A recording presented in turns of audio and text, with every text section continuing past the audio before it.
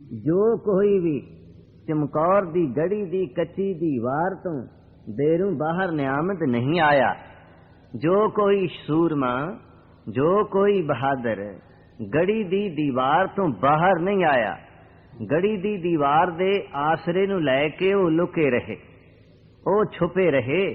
उस दीवार तो बाहर जो कोई नहीं आया ਤਾਂ ਉਹਦਾ ਨਤੀਜਾ ਇਹ ਹੋਇਆ, ਨਾ ਖੁਦਮ ਤੀਰੋ ਨਾਗ ਸੰਖਵਾ। ਉਸ ਕਾਇਰ ਨੇ ਨਾ ਤੇ ਮੇਰਾ ਤੀਰ ਖਾਦਾ, ਕਿਉਂਕਿ ਜੇ ਸਾਹਮਣੇ ਆਉਂਦਾ ਤੇ ਤੀਰ ਦਾ ਵਾਰ ਹੁੰਦਾ, ਉਹ ਤੇ ਸਾਹਮਣੇ ਨਹੀਂ ਆਇਆ। ਹਾਂ, ਨਾ ਖੁਰਦਨ ਤੀਰੋ ਨਾ ਗਸ਼ਤੰਦ ਖੁਆਰ, ਨਾ ਉਹਨੇ ਮੇਰਾ ਤੀਰ ਖਾਦਾ ਤੇ ਨਾ ਉਹ ਖੁਆਰ ਹੋਇਆ, ਕਿਉਂਕਿ ਤੀਰ ਕਿਸੇ ਦਾ ਲਿਹਾਜ਼ ਨਹੀਂ ਕਰਦੇ। ਬੰਦੂਕ ਦੀ ਗੋਲੀ ਕਿਸੇ ਦਾ ਲਿਹਾਜ਼ ਨਹੀਂ ਕਰਦੀ। ਕਿਰਪਾਨ ਦਾ ਜਦੋਂ ਵਾਰ ਹੁੰਦਾ ਤੇ ਉਹ ਹਰ ਮਨੁੱਖ ਨੂੰ ਦੋ ਟੁਕੜੇ ਕਰ ਦਿੰਦੀ ਏ। ਇਹਨਾਂ ਨੇ ਕਦੇ ਕਿਸੇ ਦਾ ਲਿਹਾਜ਼ ਨਹੀਂ ਕੀਤਾ। ਇਸੇ ਕਰਕੇ ਦਸ਼ਮੇਸ਼ ਪਿਤਾ ਜੀ ਨੇ ਸ਼ਸਤਰਾਂ ਨੂੰ ਮਹਾਕਾਲ ਜੀ ਦੇ ਰੂਪ ਵਿੱਚ ਵਰਣਨ ਕੀਤਾ ਹੈ, ਕਿਉਂਕਿ ਕਾਲ ਕਿਸੇ ਵੀ ਵਿਅਕਤੀ ਦਾ ਲਿਹਾਜ਼ ਨਹੀਂ ਕਰਦਾ। ਜਦੋਂ ਕਾਲ ਆਪਣਾ ਵਾਰ ਕਰਦਾ ਹੈ, ਨਾ ਉਹ ਬੱਚੇ ਵੱਲ ਦੇਖਦਾ ਹੈ, ਨਾ ਉਹ ਜਵਾਨ ਵੱਲ ਦੇਖਦਾ ਹੈ, ਨਾ ਉਹ ਬੁਢੇਪੇ ਵੱਲ ਦੇਖਦਾ ਹੈ, ਨਾ ਉਹ ਕੀਮਤੀ ਸ਼ਖਸੀਅਤਾਂ ਵੱਲ ਦੇਖਦਾ ਹੈ, ਨਾ ਉਹ ਮਹਾਨ ਜ਼ਿੰਦਗੀਆਂ ਦਾ ਕੋਈ ਲਿਹਾਜ਼ ਕਰਦਾ ਹੈ। ਉਹ ਆਪਣਾ ਵਾਰ ਹੀ ਕਰਦਾ ਹੈ। ਜਿਵੇਂ ਦਰਿਆ ਦੇ ਹੜ੍ਹ ਇਹ ਨਹੀਂ ਸੋਚਦੇ ਕਿ ਇਸ ਕਿਸ਼ਤੀ ਵਿੱਚ ਮਲਾਹ ਬੈਠਾ ਹੋਇਆ ਹੈ, ਉਹ ਇਹ ਵੀ ਨਹੀਂ ਸੋਚਦਾ ਇਸ ਕਿਸ਼ਤੀ ਦੇ ਵਿੱਚ ਇੱਕ ਮਾਂ ਦਾ ਇੱਕੋ ਇੱਕ ਪੁੱਤਰ ਬੈਠਾ ਹੋਇਆ ਹੈ। ਨਹੀਂ, ਉਹ ਆਪਣੀਆਂ ਲਹਿਰਾਂ ਦੇ ਨਾਲ ਕਸ਼ਤੀ ਨੂੰ ਡੁਬੋਣ ਦੀ ਕੋਸ਼ਿਸ਼ ਕਰਦਾ ਹੈ। ਉਸ ਕਸ਼ਤੀ ਵਿੱਚ ਕੋਈ ਵੀ ਹੋਵੇ, ਉਹ ਡੋਬਦਾ ਹੀ ਡੋਬਦਾ। ਇਸੇ ਤਰ੍ਹਾਂ ਕਾਲ ਜੈਸੇ ਕਿਰਸਾਨ ਬੋਵੇ ਕਿਰਸਾਨੀ, ਕਾਚੀ ਪਾਕੀ ਬਾਢ ਪ੍ਰਾਨੀ, ਜੋ ਜਨਮੈ ਸੋ ਜਾਨਹੁ ਮੂਆ, ਗੋਬਿੰਦ ਭਗਤ ਸਥਿਰ ਹੈ ਥੀਆ। ਫਿਰ आसा महला पंजवा, दिन ते सर पर पौसी रात, रैन गई फिर होए प्रभात। पर फिर भी कुछ लोग माया मोहे सोए रहे अभागे, गुर प्रसाद को विरला जागे। आसा महला पंजवा। दिल्ली दे जिथे अजीब हालात वापरे, उन्हां हालातां विच घर-बार छड्ड के बहुत सारा नुकसान करवाण तो बाद भी असां देखिया है बीबियां उसे तौर तरीके नाल ही चलदियां सन। प्याला खो श्री वा। एक पासे घर बार लुटिया गया, एक पासे घर तो बाहर गुरुद्वारे साहिबां विच होर धार्मिक स्थानां ते पनाह लीती हुई है। पर फैशन दा हड़ उन्हां नूं इस हालात विच भी रोड़ी जा रहा है। प्याला खो श्री वा।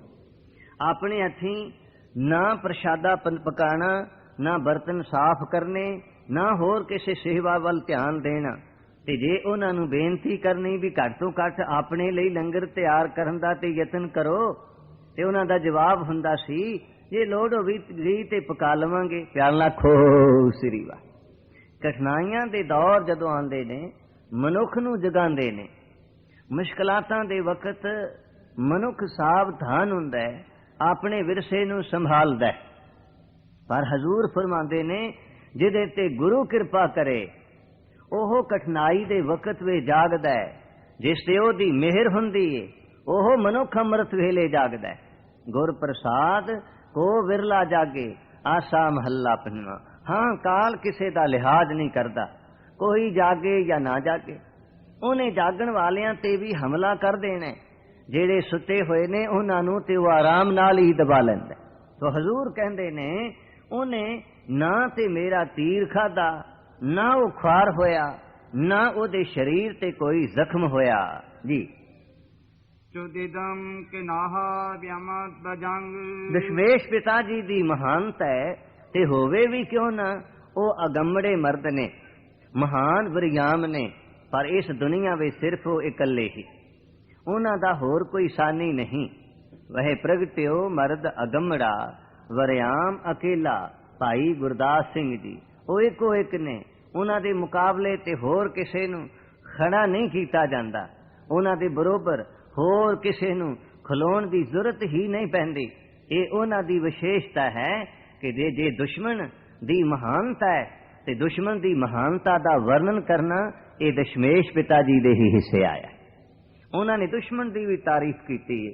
भंगाणी दे युद्ध विच भी एक राजे दी उन्होंने प्रशंसा की थी ते अज भी ओदी यादगार भंगाणी दे मैदाने युद्ध अंदर देखने का मौका मिले है। राजा हरिचंद क्रुद्धन प्याला खो श्री वाह दसम ग्रंथ बचित्र नाटक हरिचंद क्रुद्धन ते इना उन्हें क्रोध किया, इन्नी वीरता नाल ओ लड़िया कि उन्हें जेड़ा कस के तीर मारिया सी ओ मेरी काठी दे अगले पासे रुक गया। ओदे विच दी लंघ के थोड़ा जिहा जो कमर कसे दी पेटी सोने दी पाई हुई सी ओदे विच दी लंघ के थोड़ा जिहा दशमेश पिता जी लिखते ने मेरे चोगे नू मेरे जामे नू यानी कमीज असीं कह सकने मेरे कमीज दे विच दी थोड़ा जिहा वो तीर लगा है, पर मेरे शरीर पर मेरे पेट पर हरिचंद दा तीर पहुंच नहीं सकिया। तो दशमेश पिता जी कहते ने सिर्फ इन्हां 22 धार दे 22 राजियां विचों इको ही राजपूत मां दा पुत्र समझदा हां मैं, जेड़ा मैदाने जंग विच बहादरी नाल जुर नाल लड़िया। भीमचंद ते होर ओदे साथी बहुते पिछे ही रहिंदे सन, क्योंकि कुछ लोग हुंदे ने अगे नहीं हुंदे, पिछों ही खलो के तमाशा देखदे ने प्याला खो श्री वाह। इसे तरह भीमचंद दी कला इथों तक वधी कि गुरु जी नाल मुकाबला होया। 22 राजे बाकी ओदी मदद ते आए सन, पर हजूर कहंदे ने राख लिया हमको जगराई बचित्र नाटक दसम ग्रंथ। मेरे वाहिगुरु ने मेरी रखिया की है। उन्हें दूजा फिर तीर मारिया, पहला पेटी विच लगा हरिचंद दा तीर शरीर तक नहीं पहुंचया, कोई जरब नहीं आई। उन्हें दूसरा तीर तक के मारिया और वो मेरे कन दे पास सजे पासे कन दे पास थी। मेरी दस्तार दा जो छोटा जिहा फरदा चमकदा दमकदा सी कलगी दे उपरला हिस्सा ओदे नाल दी लंघ के वो निकल गया, पर मेरे ना मथे नू छो सकिया ना मेरे कन नू लग सकिया। हाँ मेरी दस्तार दे उपरले हिस्से जो कलगी दे नाल दी फर्रे दे रूप विच लहरांदा है ओदे नाल दी लंघ के अगां लंघ गया। तो हजूर कहंदे ने फिर मैं भी अपनी कम्बान संभाली, जब ऐ बाण लागेओ तब ऐ रोष जागेओ बचित्र नाटक दसम ग्रंथ। उदों ही हजूर जागी, उदों वीरता उठी, वीरता सावधान होई। महान वीर ने चाहते ने खाम खा एवं किसी का नुकसान न होवे, इसलिए पहला किसी ते वार नहीं करना चाहते। हरिचंद दे 2 बार होए ने ते हुण हजूर ने अपना तीर मारे। मैदाने जंग विच हरिचंद जूझ गया है और अज भी ओदी समाध भंगाणी दे युद्ध विच बनी हुई है, जिथे ओदियां राणियां भी नाल सती हो गईयां सन। प्याला खो श्री वाह। इसे ही तरह चमकौर दे युद्ध विच भी एक शूरवीर आया है, एक बहादुर आया है, दलेर आया है, सामने आया है। तो हजूर फरमाते ने चौदीदम हजूर कहने चो इस प्रकार चौदीदम मैं देखिया कि जो नाहर खां शूरवीर है, पठान है, बहादुर है, ब्यामत जंग वो मैदाने जंग विच युद्ध करने वास्ते आया, जिथे वड्डे वड्डे सरदार बहु गिनती दी फौज चमकौर दी गड़ी दी कच्ची दीवार दे ओले लुकी हुई सी, अपने आप नू छिपा रहे सन। दशमेश पिता जी दे सामने नहीं सन होना चाहते। कहते ने फिर मैं देखिया जो नाहर खां शूरवीर बहादुर सी वो अगे वधिया, वो मैदानी जंग के अंदर आया और मैं उन्हों देखिया उच्ची अटारी विच हजूर बैठे हुए सन जी। चशीद है यके तीर मन बेदरंग हजूर कहने चशीद है यके तीर मन बेदरंग, मैं उस नाहर खां दे ताई बेदरंग काली दे नाल एक तीर चशीदे चखा दिता। प्याला खो श्री वाह। असी कह देंगे जरा चख के ते देखो ये चीज स्वाद भी है कि नहीं, बड़ी स्वाद है, जरा चख के देखो। जेड़ा आदमी ना भी खाना चाहे, कुछ खवाण वाले ऐसे हुंदे ने उन्होंने बदो बदी खवा देंदे ने, ते कुछ खवाण वाले ऐसे हुंदे ने कि जे खाना भी होवे तो गल ही ऐसी करते ने आदमी चुप करके निकल जाता है। प्याला खो श्री वाह। एक तारीफ है स्त्री खूबी है कि जदों ओदे घर ਕਿਸੇ ਬੱਚੇ ਦਾ ਜਾਂ ਬੱਚੀ ਦਾ ਵਿਆਹ ਹੁੰਦਾ ਜਾਂ ਕਿ ਉਹਦੇ ਘਰ ਵਿੱਚ ਮਹਿਮਾਨ ਆਉਂਦੇ ਨੇ, ਉਹ ਆਪਣੇ ਪਰਿਵਾਰ ਜਾਂ ਰਿਸ਼ਤੇਦਾਰਾਂ ਨੂੰ ਬੁਲਾਉਂਦੇ ਨੇ। ਜਦੋਂ ਤੱਕ ਸਾਰੇ ਲੋਕ ਖਾਣਾ ਨਾ ਖਾ ਜਾਣ ਉਦੋਂ ਤੱਕ ਉਹ ਨਹੀਂ ਖਾਂਦੀ। ਪਹਿਲਾਂ ਖੋ ਸ੍ਰੀਵਾ, ਉਦੋਂ ਤੱਕ ਉਹ ਨਹੀਂ ਖਾਵੇਗੀ। ਤੇ ਕਈ ਵਾਰੀ ਕੰਮ ਕੜਾਕੇ ਵਿੱਚ ਵੀ ਰਹਿ ਜਾਂਦਾ, ਅਖੀਰ ਤੇ ਜਾਂ ਬਹੁਤਾ ਬਚੇਗਾ, ਬਹੁਤਾ ਮਿਲੇਗਾ ਜਾਂ ਫਿਰ ਨਹੀਂ ਵੀ ਮਿਲੇਗਾ। ਪਹਿਲਾਂ ਖੋ ਸ੍ਰੀਵਾ। ਪਰ ਸਾਡੇ ਵਿੱਚ ਕਈ ਵਾਰੀ ਕਮਜ਼ੋਰੀ ਆ ਜਾਂਦੀ ਹੈ। ਜਦੋਂ ਅਸੀਂ ਗੁਰੂ ਕੇ ਲੰਗਰ ਵਿੱਚ ਸੇਵਾ ਕਰਦੇ ਹਾਂ, ਕਈ ਵਾਰੀ ਕਈ ਥਾਵਾਂ ਤੇ ਦੇਖੀਦਾ ਹੈ ਲੰਗਰ ਵਰਤਾਨ ਦੀ ਜਿਨ੍ਹਾਂ ਨੇ ਸੇਵਾ ਕਰਨੀ ਹੁੰਦੀ ਏ ਉਹ ਪਹਿਲਾਂ ਛਕਦੇ ਨੇ। ਪਹਿਲਾਂ ਖੋ ਸ੍ਰੀਵਾ। ਦਿੱਲੀ ਦੀ ਗੱਲ ਕਰ ਰਿਹਾ ਹਾਂ, ਇੱਕ ਪ੍ਰੋਗਰਾਮ ਤੇ ਗਏ, ਲੰਗਰ ਦੀ ਅਰਦਾਸ ਚੁੱਪ ਕਰਕੇ ਕਰ ਲੀਤੀ ਤੇ ਕਾਫੀ ਸਿੰਘ ਵੱਖਰੇ ਲੰਗਰ ਛਕੀ ਜਾਣ। ਮੈਂ ਪੁੱਛਿਆ ਵੀ ਇਹ ਕੀ ਗੱਲ ਹੈ, ਅਜੇ ਲੰਗਰ ਸ਼ੁਰੂ ਤਾਂ ਹੋਇਆ ਨਹੀਂ, ਇਹ ਪਹਿਲਾਂ ਹੀ ਛਕ ਰਹੇ ਨੇ। ਉਹ ਕਹਿਣ ਲੱਗੇ ਜੀ ਇਹ ਵਰਤਾਉਣ ਵਾਲੇ ਜੋ ਹੋਏ ਇਹ ਵਰਤਾਵੇ ਨੇ, ਇਹ ਪਹਿਲਾਂ ਛਕ ਰਹੇ ਨੇ। ਮੈਂ ਕਿਹਾ ਵਰਤਾਉਣ ਵਾਲਿਆਂ ਨੂੰ ਤੇ ਪਿੱਛੋਂ ਚਾਹੀਦਾ ਹੈ। ਕਹਿਣ ਲੱਗੇ ਜੀ ਕੀ ਪਤਾ ਫਿਰ ਪਿੱਛੋਂ ਬਚੇ ਕਿ ਨਾ ਬਚੇ। ਪਰ ਇਸ ਵਿਚਾਰਧਾਰਾ ਨਾਲੋਂ ਗੁਰੂ ਕਾ ਜੋ ਲੰਗਰੀ ਹੈ ਉਹਦੀ ਜ਼ਿੰਮੇਦਾਰੀ ਤੇ ਇਹ ਹੈ ਕਿ ਸਾਰੀ ਦੁਨੀਆ ਗੁਰੂ ਕੇ ਲੰਗਰ ਵਿੱਚੋਂ ਪ੍ਰਸ਼ਾਦ ਛਕੇ, ਮੈਨੂੰ ਭਾਵੇਂ ਮਿਲੇ ਤੇ ਭਾਵੇਂ ਨਾ ਹੀ ਮਿਲੇ। ਪਿਆਲਾ ਖੋ ਸ੍ਰੀਵਾ। ਇੱਕ ਗ੍ਰਸਤੀ ਪਰਿਵਾਰ ਵਿੱਚ ਇੱਕ ਬਜ਼ੁਰਗ ਮਾਤਾ ਦੀ, ਇੱਕ ਸੁਗੜ ਸੁਜਾਨ ਇਸਤਰੀ ਦੀ ਜ਼ਿੰਮੇਦਾਰੀ ਤੇ ਇਹ ਹੈ ਕਿ ਜਦੋਂ ਤੱਕ ਉਹਦੇ ਘਰ ਵਿੱਚ ਕੋਈ ਆਇਆ ਹੋਇਆ ਸਾਰੇ ਲੋਕ ਖਾਣਾ ਖਾ ਨਾ ਜਾਣ ਉਦੋਂ ਤੱਕ ਉਹ ਨਹੀਂ ਖਾਂਦੀ। ਬਣਾਉਂਦੀ ਹੈ, ਸਭ ਕੁਝ ਤਿਆਰ ਕਰਦੀ ਹੈ, ਪਰ ਉਹਦੇ ਮੂੰਹ ਵਿੱਚ ਪਾਣੀ ਨਹੀਂ ਭਰਦਾ। ਉਹਦੇ ਮਨ ਦੇ ਅੰਦਰ ਇਹ ਖਿਆਲ ਹੀ ਨਹੀਂ ਆਉਂਦਾ ਕਿ ਪਹਿਲਾਂ ਮੈਂ ਖਾ ਜਾਵਾਂ। ਪਰ ਸਾਡੇ ਵਿੱਚ ਕਮਜ਼ੋਰੀ ਹੈ। ਜਦੋਂ ਅਸੀਂ ਗੁਰੂ ਕੇ ਲੰਗਰ ਵਿੱਚ ਸੇਵਾ ਕਰਦੇ ਹਾਂ ਕਈ ਵਾਰੀ ਮਨ ਵਿੱਚ ਖਿਆਲ ਆ ਜਾਂਦਾ ਹੈ ਕਿ ਪਿੱਛੋਂ ਬਚੇ ਕਿ ਨਾ ਬਚੇ। ਇਹ ਮੈਂ ਮਿਸਾਲ ਦੇ ਦਿੱਤੀ ਹੈ। ਕਈ ਸਿੱਧਕੀ ਸਿੱਖ ਨੇ ਜੋ ਇਹੋ ਹੀ ਸਮਝਦੇ ਨੇ ਸਾਡੇ ਹਿੱਸੇ ਦਾ ਵੀ ਜੇ ਕੋਈ ਦੂਸਰਾ ਸਿੱਖ ਦੂਸਰਾ ਭੁੱਖਾ ਛਕ ਜਾਵੇ ਸਾਨੂੰ ਖੁਸ਼ੀ ਹੋਵੇਗੀ। ਧਿਆਨ ਰੱਖੋ, ਫਿਰ ਉਹਨਾਂ ਦੀ ਕਾਲਣਾ ਥਾਂ ਪੈਂਦੀ ਹੈ। ਨਾਲੇ ਸੇਵਕ ਵਾਸਤੇ ਤੇ ਪਹਿਲਾ ਹੀ ਇੱਕ ਆਦਰਸ਼ਿਕ ਕਰਤੱਵ, ਸੇਵਕ ਵਾਸਤੇ ਪਹਿਲੀ ਇੱਕ ਡਿਊਟੀ ਹੈ, ਜ਼ਿੰਮੇਦਾਰੀ ਹੈ। ਜਿਹਨੇ ਵੀ ਸੇਵਾ ਕਰਨੀ ਹੈ ਗੁਰੂ ਘਰ ਵਿੱਚ ਕਿਸੇ ਪ੍ਰਕਾਰ ਦੀ ਵੀ ਕੋਈ ਸੇਵਾ ਕਰੇ ਉਹਨੇ ਇੱਕ ਖਿਆਲ ਰੱਖਣਾ ਕਿ ਪਹਿਲਾਂ ਸੰਤੋਖ ਆਵੇ। ਵਾਰਾਸਾ ਵਿੱਚ ਆਪ ਜੀ ਰੋਜ਼ ਸ਼ਰਵਨ ਕਰਦੇ ਹੋ, ਸੇਵਾ ਕੀਤੀ ਉਹਨਾਂ ਦੀ ਸਫਲੀ ਜਿਹੜੇ ਸੰਤੋਖੀ ਹੋ ਗਏ। ਸੇਵ ਕੀਤੀ ਸੰਤੋਖੀ, ਸੇਵ ਕੀਤੀ ਸੰਤੋਖੀ। ਜਿਨੀ ਸੱਚੋ ਸੱਚ ਧਿਆਇਆ ਉਹਨੀ ਮੰਦੇ ਪੈਰ ਨਾ ਰੱਖਿਓ, ਕਰ ਸੁਕ੍ਰਿਤ ਧਰਮ ਕਮਾਇਆ। ਉਹਨੀ ਦੁਨੀਆ ਤੋੜੇ ਬੰਧਨਾ, ਅੰਨ ਪਾਣੀ ਥੋੜਾ ਖਾਇਆ ਤੇ ਫਿਰ ਤਾਂ ਤੂੰ ਬਖਸ਼ੀਸੀ ਅਗਲਾ। ਅਗਲਾ ਬਹੁਤ ਨੂੰ ਕਹਿੰਦੇ ਨੇ, ਤੂੰ ਬਖਸ਼ੀਸੀ ਅਗਲਾ। ਨਿਤ ਦੇਵੇ ਚੜੇ ਸਵਾਇਆ, ਵਡਿਆਈ ਵੱਡਾ ਪਾਇਆ। ਵਾਰਾਸਾ ਮਹੱਲਾ ਪਹਿਲਾ। ਨਾਲੇ ਸੇਵਕ ਦੀ ਵਡਿਆਈ ਹੋਈ ਤੇ ਨਾਲੇ ਉਹਨੇ ਵੱਡਾ ਵਾਹਿਗੁਰੂ ਪ੍ਰਾਪਤ ਕਰ ਲਿਆ। ਸੇਵਾ ਵਿੱਚੋਂ ਹੀ ਸਭ ਕੁਝ ਪ੍ਰਾਪਤ ਕਰ ਲਿਆ। ਸਿੱਖ ਇਤਿਹਾਸ ਵਿੱਚ ਖਾਸ ਤੌਰ ਤੇ ਜਦੋਂ ਪੰਜਾਬ ਦੇ ਲੋਕਾਂ ਦਾ ਸਰਬ ਸਾਂਝਾ ਰਾਜ ਅੰਗਰੇਜ਼ ਦਬਾ ਰਹੇ ਸਨ, ਦੀਵਾਨ ਮੂਲ ਰਾਜ ਵਰਗੇ, ਜਨਰਲ ਵੈਨ ਤੂਰਾ ਵਰਗੇ, ਸਤਾਰ ਸ਼ੇਰ ਸਿੰਘ ਅਟਾਰੀ ਵਰਗੇ, ਸਤਾਰ ਸ਼ਾਮ ਸਿੰਘ ਅਟਾਰੀ ਵਰਗੇ ਸ਼ੂਰਬੀਰ ਜੂਝ ਰਹੇ ਸਨ।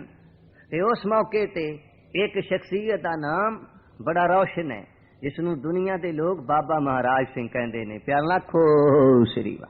ਨਾਮ ਤੇ ਉਹਨਾਂ ਦਾ ਭਗਵਾਨ ਸਿੰਘ ਸੀ, ਪਰ ਲੰਗਰ ਦੀ ਸੇਵਾ ਕਰਦੇ ਸਨ। ਬਾਬਾ ਵੀਰ ਸਿੰਘ ਜੀ ਔਰੰਗਾਬਾਦੀ ਜੀ ਦੇ ਪਾਸ ਲੰਗਰ ਦੀ ਸੇਵਾ ਕਰਦੇ ਸਨ। ਕੋਈ ਵੀ ਆਵੇ, ਬੱਚਾ ਆਵੇ, ਜਵਾਨ ਆਵੇ, ਬਜ਼ੁਰਗ ਆਵੇ, ਲੰਗਰ ਛਕਣ ਵਾਸਤੇ, ਲੰਗਰ ਮੰਗਣ ਵਾਸਤੇ ਹੱਥ ਜੋੜ ਕੇ ਕਹਿੰਦੇ ਸਨ, ਆਓ ਮਹਾਰਾਜ ਜੀ, ਆਓ ਮਹਾਰਾਜ ਜੀ। ਇਸ ਲਈ ਦੁਨੀਆ ਦੇ ਲੋਕਾਂ ਨੇ ਉਹਨਾਂ ਨੂੰ ਆਖਿਆ ਬਾਬਾ ਮਹਾਰਾਜ ਸਿੰਘ। ਪਿਆਰ ਲੱਖੋ ਸ੍ਰੀਵਾ।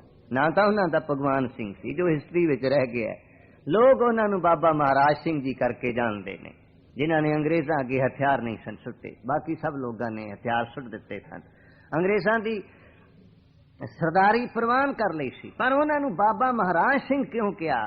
ਕੋਈ ਵੀ ਲੰਗਰ ਵਿੱਚ ਆਵੇ ਉਹਨੂੰ ਕਹਿੰਦੇ ਸਨ, ਆਓ ਮਹਾਰਾਜ ਜੀ। ਤੇ ਫਿਰ ਉਹਨਾਂ ਦਾ ਨਾਮ ਪ੍ਰਚਲਿਤ ਮਹਾਰਾਜ ਸਿੰਘ ਹੋ ਗਿਆ। ਬੇਨਤੀ ਕਰ ਰਿਹਾ ਸਾਂ ਕਿ ਗੁਰੂ ਦਾ ਸੇਵਕ ਸੇਵਾ ਕਰੇ, ਸੰਤੋਖ ਦੇ ਭਾਵ ਨਾਲ ਕਰੇ, ਚੜ੍ਹਦੀ ਕਲਾ ਵਿੱਚ ਕਰੇ, ਸਤਕਾਰ ਨਾਲ ਕਰੇ ਤਾਂ ਬਖਸ਼ਿਸ਼ਾਂ ਮਿਲਦੀਆਂ ਨੇ, ਦਾਤਾਂ ਪ੍ਰਾਪਤ ਹੁੰਦੀਆਂ ਨੇ। ਤੋ ਹਜ਼ੂਰ ਦਸਮ ਪਾਤਸ਼ਾਹ ਕਹਿੰਦੇ ਨੇ ਚਸ਼ੀਦਮ, ਕਹਿੰਦੇ ਨੇ ਅਸਾਂ ਉਹਨੂੰ ਇੱਕ ਤੀਰ ਚਖਾ ਦਿੱਤਾ। ਜਦੋਂ ਨਾਹਰ ਖਾਂ ਕਹਿੰਦੇ ਨੇ ਮੈਦਾਨੇ ਜੰਗ ਵਿੱਚ ਬਾਹਰ ਦੀਵਾਰ ਦੇ ਸਾਏ ਤੋਂ ਬਾਹਰ ਆਇਆ ਤਾਂ ਮੈਂ ਬੇਦਰੰਗ ਕਾਹਲੀ ਨਾਲ ਯਕੇ ਇੱਕ ਤੀਰ ਚਛੀਦੇ ਚਖਾ ਦਿੱਤਾ। ਮੈਂ ਵੀ ਫਿਰ ਇੱਕ ਤੀਰ ਉਹਨੂੰ ਕਾਹਲੀ ਨਾਲ, ਕਿਉਂਕਿ ਮੈਦਾਨੇ ਜੰਗ ਦੇ ਅੰਦਰ ਫਿਰ ਜੇ ਕੋਈ ਦੇਖੇ ਇੰਤਜ਼ਾਰ ਕਰੇ ਤੇ ਉਹ ਸਫਲ ਨਹੀਂ ਹੁੰਦਾ। ਦੁਸ਼ਮਣ ਅੱਗੇ ਵਧ ਆਂਦਾ ਹੈ ਤੇ ਉਹ ਨੁਕਸਾਨ ਕਰ ਦਿੰਦਾ ਹੈ, ਕਿਉਂਕਿ ਮੈਦਾਨੇ ਜੰਗ ਦੇ ਅੰਦਰ ਹਰ ਸ਼ੂਰਬੀਰ ਦੀ ਇਹੋ ਹੀ ਭਾਵਨਾ ਹੁੰਦੀ ਹੈ, ਮੈਂ ਪਹਿਲਾ ਵਾਰ ਕਰ ਜਾਵਾਂ, ਮੈਂ ਪਹਿਲਾ ਵਾਰ ਕਰਾਂ। ਜਿਉਂ ਹੀ ਨਾਰਖਾਂ ਦੀਵਾਰ ਤੋਂ ਬਾਹਰ ਆਇਆ, ਮੈਂ ਕਾਹਲੀ ਨਾਲ ਉਸ ਨੂੰ ਦੇ ਕੇ ਇੱਕ ਤੀਰ ਚਖਾ ਦਿੱਤਾ, ਯਾਨੀ ਇੱਕ ਤੀਰ ਉਹਨੂੰ ਮਾਰਿਆ। ਹਮਾਖਰ ਗੁਰੇਜ਼ ਬਜਾਏ ਮਸਾਫ, ਤੇ ਕਹਿੰਦੇ ਨੇ ਫਿਰ ਦੂਸਰੇ ਪਾਸੇ ਹਮਾਖਰ ਗੁਰੇਜ਼, ਹਾਂ ਕਹਿੰਦੇ ਨੇ ਉਹ ਗੁਰੇਜ਼ਨ ਬਜਾਏ ਮੁਸਾਫ, ਹਮਾਖਰ ਗੁਰੇਜ਼ਨ ਬਜਾਏ ਮੁਸਾਫ, ਮੁਸਾਫ ਮੈਦਾਨੇ ਜੰਗ ਦੇ ਅੰਦਰੋਂ। ਕਹਿੰਦੇ ਨੇ ਜਿਸ ਮੈਦਾਨੇ ਜੰਗ ਦੀ ਜੋ ਬਜਾਏ ਜਗ੍ਹਾ ਸੀ ਉਹਦੇ ਵਿੱਚੋਂ ਅਖੀਰ ਤੇ ਗੁਰੇਜ਼ਤ ਬਹੁਤ ਸਾਰੇ ਲੋਕ ਦੌੜ ਗਏ, ਗੁਰੇਜ਼ਨ ਦੌੜੇ। ਇਹ ਪਾਠ ਗੁਰੇਜ਼ੰਦ ਵੀ ਹੈ, ਗੁਰੇਜ਼ਤ ਵੀ ਹੈ। ਕਹਿੰਦੇ ਨੇ ਕਿ ਉਸ ਮੌਕੇ ਤੇ ਜਦੋਂ ਨਾਹਰ ਖਾਂ ਸਾਡੇ ਇੱਕ ਤੀਰ ਦੇ ਲੱਗਣ ਨਾਲ ਪਿਛਾਂ ਡਿੱਗ ਗਿਆ ਤੇ ਉਸ ਮੌਕੇ ਤੇ ਬਹੁਤ ਸਾਰੇ ਜਿਹੜੇ ਲੋਕ ਸਨ, ਸ਼ੂਰਬੀਰ ਸਨ, ਉਹ ਮੁਸਾਫ ਜੰਗ ਦੀ ਬਜਾਏ ਜਗ੍ਹਾ ਤੋਂ ਗੁਰੇਜ਼ਨ ਦੌੜ ਗਏ, ਨਸ ਗਏ। ਉਹਨਾਂ ਨੂੰ ਦੂਸਰਾ ਤੀਰ ਮਾਰਨ ਦੀ ਜ਼ਰੂਰਤ ਨਹੀਂ ਪਈ। ਅਖੀਰ ਤੇ ਉਹ ਵੀ ਬਹੁਤ ਸਾਰੇ ਹੋਰ ਸਿਪਾਹੀ ਸ਼ੂਰਬੀਰ ਬਹਾਦਰ मैदाने जंग दी जगह तो दौड़ के नस गए, चले गए। क्यों कौन सन दौड़ने वाले? बसे खान है खुर्दंद बेरूं गसाफ, बसे खाने खुर्दंद बेरूं गसाफ। बहुत सारे खान, बहुत सारे पठान, बहुत सारे बहादुर जेड़े मैदाने जंग तो बाहर बहुत सारियां गजाफ गप्पां खुर्दंद खांदे सन, पा मारदे सन। ਉਹ ਪਠਾਨ, ਉਹ ਸ਼ੂਰਬੀਰ ਬਹਾਦਰ ਜਿਹੜੇ ਮੈਦਾਨੇ ਜੰਗ ਤੋਂ ਬਾਹਰ ਬੈਠੇ ਹੋਏ ਦੀਵਾਰ ਦੇ ਉਹਲੇ ਲੋਕ ਛਿਪ ਕੇ ਗੱਪਾਂ ਮਾਰ ਰਹੇ ਸਨ, ਉਹ ਸਾਹਮਣੇ ਨਹੀਂ ਆਏ। ਜਦੋਂ ਨਾਹਰ ਖਾਨ ਨੂੰ ਤੀਰ ਲੱਗਦਾ ਦੇਖਿਆ, ਉਹ ਮੈਦਾਨੇ ਜੰਗ ਦੀ ਜਗ੍ਹਾ ਵਿੱਚੋਂ ਭੱਜ ਗਏ ਜਿਹੜੇ ਗੱਪਾਂ ਮਾਰਨ ਵਾਲੇ ਸਨ, ਕਿਉਂਕਿ ਗੱਪਾਂ ਮਾਰਨ ਵਾਲਿਆਂ ਦਾ ਕੰਮ ਸਿਰਫ ਗੱਪਾਂ ਹੀ ਮਾਰਨਾ ਹੁੰਦਾ। ਜੋ ਅਪਰਿਆ ਮਾਨੈ ਤਿਨ ਕੀ ਰੀਸਾ, ਕੂੜੇ ਮੂਰਖ ਕੀ ਹਾਠੀਸਾ, ਸੂਹੀ ਮਹੱਲਾ ਪੰਜਵਾਂ। ਜਿਵੇਂ ਹਜ਼ੂਰ ਨੇ ਜਪ ਸਾਹਿਬ ਵਿੱਚ ਵੀ ਫਰਮਾਇਆ, ਕੂੜ ਹੈ ਕੂੜੀ ਠੀਸ ਜਪ ਸਾਹਿਬ।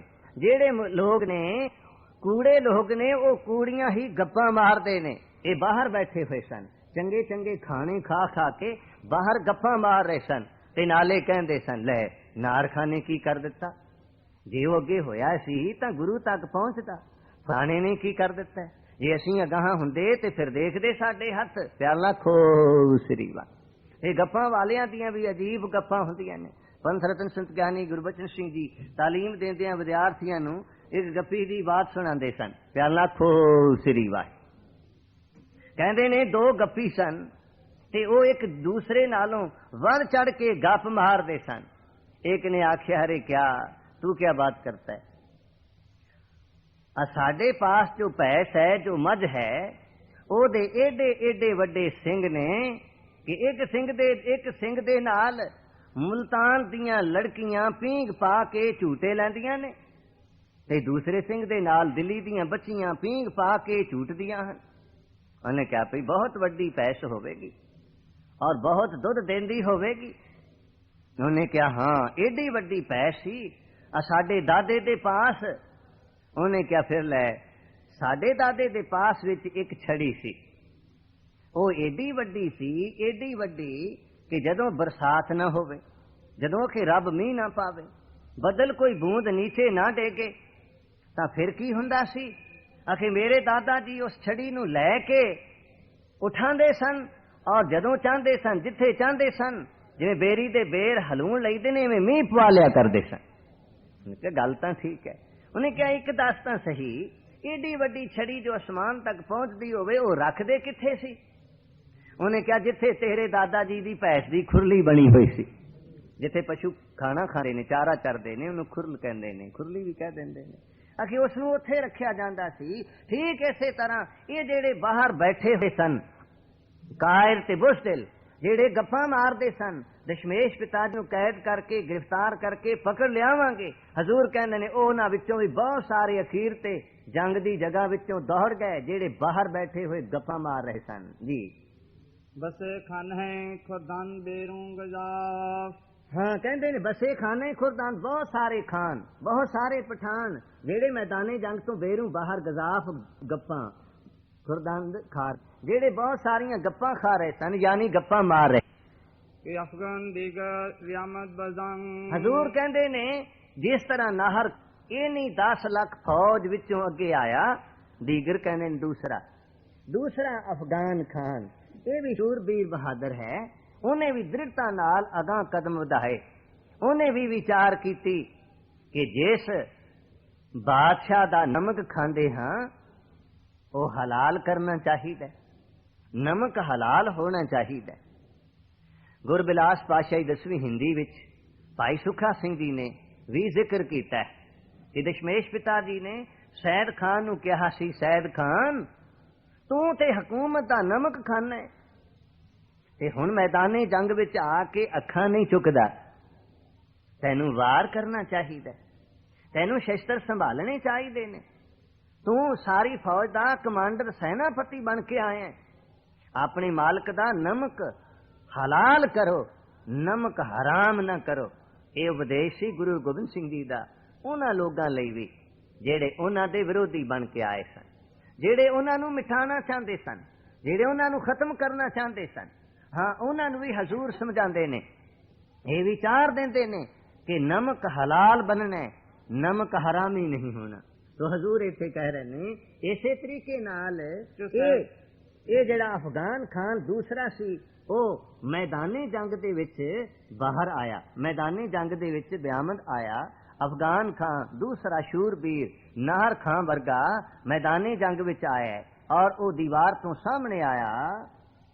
जो सैले रवा हम चो तीरो तुफंग। कहने वो किस तरह मैदाने जंग विच सामने आया, चो सैले रवा, चो जिस प्रकार सैले पहाड़ तो पानी रवा हुंदा है, दरियावां दा पानी, चश्मियां दा पानी उच्चियां पहाड़ां दियां चोटियां तो जिवें नीचे नूं रवा तेजी नाल हो के चलदा है, रवानगी करदा है, तुरदा है, इस तरह वो बड़ी तेजी नाल आया, बड़ी काहली दे नाल आया। प्याला खो श्री वाह।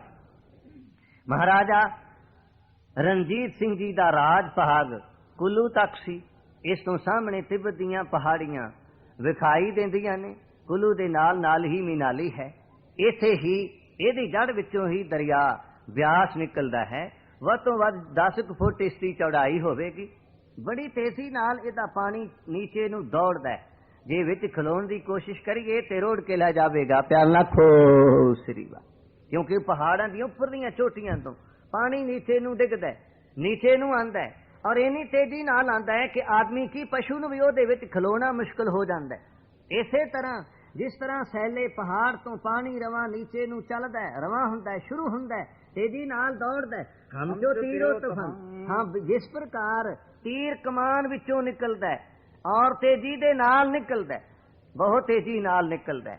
असी ते अपनी परंपरा नूं छोड़ दिता है। प्यार ना खो श्री वाह। असी अपनी परंपरा नूं छोड़ दिता है। शस्त्र विद्या दा अभ्यास धन गुरु हरगोबिंद साहब जी महाराज ने बख्शिया सी, ते शस्त्र विद्या दा अभ्यास असी बहुत घट करते हैं। प्यार ना खो श्री वाह। साडे बच्चियां नूं बच्चियां नूं डांस करनी तां आ गई है, पर गदका नहीं आया। प्यार ना खो श्री वाह। गदका खेलना नहीं आया। ते जे कोई कहे कि शस्त्र विद्या सीखनी चाहिए ते लोग कह देंदे ने ते पुराना जमाना सी, हुण ते होर शस्त्र ने, हुण ते होर तरीके दे शस्त्र ने, हुण ते स्टार वार दी गल है। ये वारां तां वधदियां जाणगियां जदों तक आदमी दी बुद्धि अपने सुख वास्ते नहीं बल्कि दुनिया दी तबाही लई सोचेगी, उदों तक ये चीजां तां वधदियां जाणगियां। पर जो कुछ गुरु महाराज ने सानू बख्शिया है शस्त्र विद्या, ओदे विच किरपान, नेजाबाजी, तीर चलाने भी। प्यार ना खो श्री वाह। असी छड़े जा छड़ी जाने हैं, पर जापान ने कितने पक्षां तो तरक्की की है, अज भी वो तीर का अभ्यास करते हैं, तीर चलाते हैं, अच्छे तरीके नाल चलाते हैं। कई तरीके उन्होंने ईजाद किए हैं तां जो गोली नालों भी ज्यादा दूर तीर मार कर सके। जापान के लोग अज इस पासे भी सोचते हैं, सोचते ही नहीं करते हैं। प्यार ना खो श्री वाह। तो तीर जदों कमान विचों निकलदा है तां बहुत काहली दे नाल निकलदा है। हजूर कहंदे ने हम चो इस प्रकार भी जिस तरह कमान दे विचों तीर निकलदा है, ਤੁਫੰਗ ਬੰਦੂਕ ਦੇ ਵਿੱਚੋਂ ਜਿਵੇਂ ਗੋਲੀ ਚੱਲਦੀ ਏ, ਇਹ ਅਫਗਾਨ ਖਾਂ ਚਮਕੌਰ ਦੀ ਗੜੀ ਦੀ ਕੱਚੀ ਦੀਵਾਰ ਵਿੱਚੋਂ ਆਪਣੇ ਫੌਜੀ ਦਲ ਦੇ ਵਿੱਚੋਂ ਬੜੀ ਕਾਹਲੀ ਦੇ ਨਾਲ ਅਗਾਂਹ ਵਧਿਆ।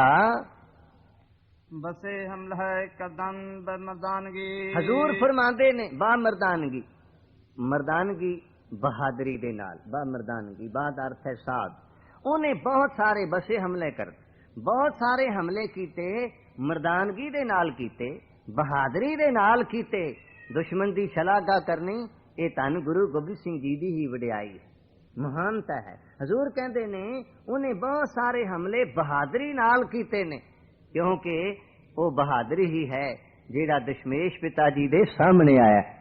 ਜਿਹੜੇ ਕਾਹਿਰ ਸਨ ਉਹ ਤੇ ਸਾਹਮਣੇ ਨਹੀਂ ਆ ਸਕੇ। ਉਹਨੇ ਬਹੁਤ ਮਰਦਾਨਗੀ ਬਹਾਦਰੀ ਦੇ ਨਾਲ ਬਸੇ ਬਹੁਤ ਸਾਰੇ ਹਮਲੇ ਕਰਦੰਦ ਕੀਤੇ।